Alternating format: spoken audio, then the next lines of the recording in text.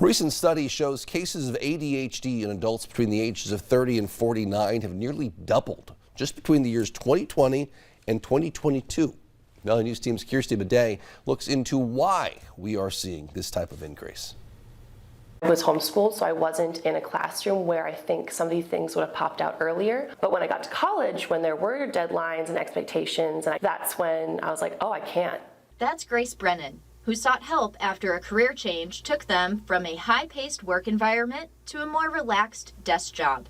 They had never noticed they had an issue with paying attention before, but as we found out, Grace isn't alone. While many can relate to struggling with focus, memory, and attention issues, for some, these could be signs of a deeper problem.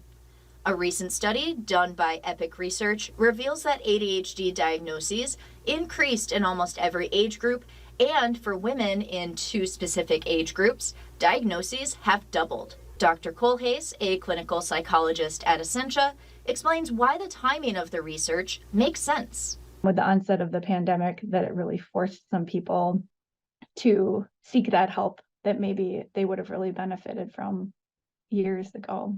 Dr. Kohlhase says these kinds of issues weren't widely discussed in the past.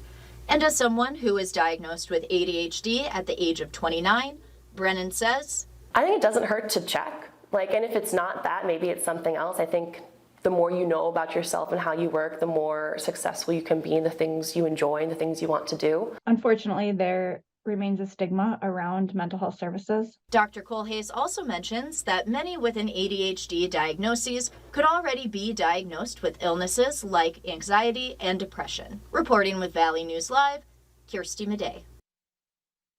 When it comes to managing ADHD, Grace and Dr. Alexander both suggest medications and behavioral modifications like limiting caffeine and limiting social media.